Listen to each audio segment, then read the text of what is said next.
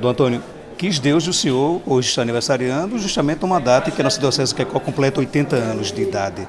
Festa dupla, com certeza, com a sua avaliação. Quando eu fui nomeado, um dos elementos que eu percebi foi isso, que a data porque eu fui nomeado há 5 anos e meio atrás. E aí eu percebi que a data da fundação da Diocese era o dia do meu aniversário. Fiquei feliz. Quis Deus que com a minha chegada a Diocese estava celebrando os 75 anos. E agora já se passaram 5 anos, 80 anos. Então acho que isso mostra também, para mim é um sinal de que de fato confirma que Deus queria que eu estivesse aqui nessa terra. E de fato eu me adaptei muito bem ao Seridó. Por exemplo, eu gosto muito de calor, o Seridó tem calor. Os carioca não gostam de dias nublados e aqui não chove. Brincadeira à parte, mas é verdade. Eu também tenho um problema de rinite alérgica, por exemplo. O clima para mim aqui é excelente. Além de tudo isso que vocês têm, da cultura, né? Por exemplo, uma das coisas que eu admiro muito aqui no Seridó é a religiosidade de vocês.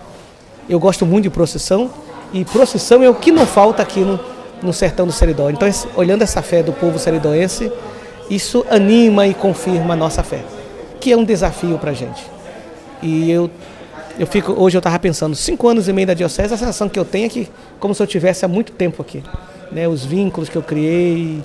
Né? O seridoense é um povo fácil de ser amado.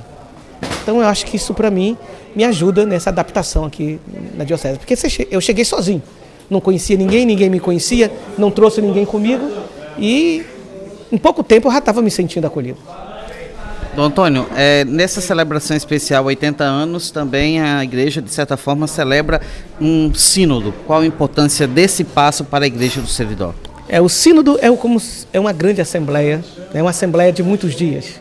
O nosso sínodo vai durar 1 ano e pouco, começou em junho desse ano e vai acabar em agosto do outro ano, com 5 grandes sessões. Nós estamos revendo a nossa caminhada, nós estamos planejando. Foi a forma que nós tivemos para celebrar o sínodo, para celebrar os 80 anos, para não ficar apenas na festa, mas que o presente que nós poderíamos dar à nossa diocese, que pudesse ser esse momento de uma avaliação, de um aprofundamento maior. E o povo tem correspondido. Nós já tivemos a sessão de abertura, tivemos a sessão histórica, agora tivemos a primeira sessão sobre sinodalidade e a gente fica encantado ao ver o povo encantado com esse tema do sínodo, que é um tema muito caro para o Papa Francisco. Porque sínodo quer dizer caminhar juntos. É todo esse esforço da gente caminhar juntos, nas diferenças de cada paróquia, nas diferenças de cada pastoral, mas as nossas diferenças não são motivos para divisões. Pelo contrário, as nossas diferenças elas devem ser complementariedade. Né? O outro que é diferente toca sempre num aspecto que eu não contemplo. Se nós fôssemos fazer um fio condutor, um dos elementos que atravessa esses 80 anos é a fé. O seridoense é um povo de fé. Claro que às vezes precisa ser lapidada, né, para não ficar só no devocional, não virar folclore, de fato ser uma experiência de adesão, mas só o fato da pessoa ter religiosidade já é uma porta interessante que pode abrir ou predispor as pessoas a uma experiência profunda de Deus. E isso o seridoense tem. Né? A festa de Santana, claro que é a maior, mas se nós olharmos ao redor, por exemplo, a festa de Santana em Currais Novos também é grande, Atiacari, Cruzeta, né? Lagoa Nova, por exemplo, e você vê que essa é uma tônica aqui do Seridó. Não sei se isso é forte aos meus olhos, porque eu venho de uma região que já está muito secularizada, Rio de Janeiro. Proporcionalmente falando, olhando a população que se tem no Rio de Janeiro e o quanto a gente atinge com esses atos religiosos, e olhando a população que nós temos e o quanto nós atingimos, nós vemos que há um elemento. Agora, o que a gente não pode é se contentar com isso. É preciso que essa experiência religiosa vá se tornando cada vez mais uma experiência de fé, que é uma experiência de entrega, de adesão a Jesus Cristo. Com certeza, antes do senhor, outros bispos passaram por nossa diocese, cada um deixou a sua marca, o seu legado. O senhor, ao longo desses últimos 5 anos, conseguiu, por exemplo, pegar uma marca de uma marca de outro e colocar, por exemplo, no seu ministério, na sua missão aqui na nossa diocese de Caicó? Olha, isso é pergunta sobre história. História é muito bom depois que passa, né? A gente, quando está dentro da história, a gente tem mais dificuldade de ver a história. Mas uma preocupação que eu tenho é de que seja continuidade. Eu procurei dar continuidade àquilo que eu encontrei.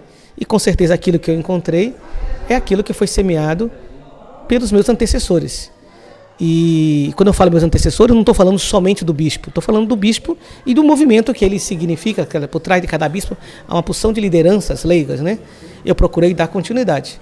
Agora, claro, que cada um dá continuidade dando o seu toque, né? Eu acho que não houve grandes rupturas, por exemplo, entre aquilo, pegando meu antecessor direto, Dom Delso, entre aquilo que Dom Delso fazia e o que eu estou fazendo. Agora, eu tenho o meu jeito de fazer, Dom Delso tinha um jeito dele de fazer. Nós, na época dele, tinha alguns desafios que hoje já temos outros desafios. Por exemplo, ninguém pode negar que o meu episcopado está sendo durante o pontificado de Francisco. E isso dá uma tônica, como o episcopado de Dom Delso foi durante um pedaço do pontificado de João Paulo II, se eu não me engano, o finalzinho de João Paulo II, e todo o pontificado de Bento XVI. Eu acho que isso já faz o diferencial. Nós estamos vivendo momentos diferentes na história.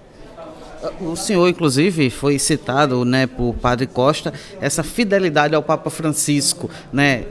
O que o senhor diz disso? É realmente esses toques que o senhor vem dando, trazendo para a realidade local que a igreja já fala universalmente? O que eu digo é o seguinte: hoje o Francisco é Pedro, hoje Pedro é Francisco. Então, é o Papa que nós temos. E eu acredito piamente que ele é instrumento de Deus. Se eu fosse bispo na época de Bento XVI, o Papa seria outro. Se fosse João Paulo II, o Papa era um outro. Então, é mais do que a uma pessoa entender que essa pessoa, por aquela função que ele ocupa, de ser o primeiro dos apóstolos, de ser aquele a gente chama o primeiro entre os iguais, é o bispo de Roma que preside a igreja na caridade. E nós acreditamos, mesmo que a eleição feita por homens, são os cardeais que fazem, mas nós acreditamos que é o Espírito de Deus soprando. E quando a gente olha para os traços do pontificado de Francisco e todas as dificuldades que ele tem enfrentado, e ao mesmo tempo que ele acena, veja o que ele acenou agora, por exemplo, no Japão, em Hiroshima e Nagasaki, só pode ser alguém movido pelo Espírito de Deus.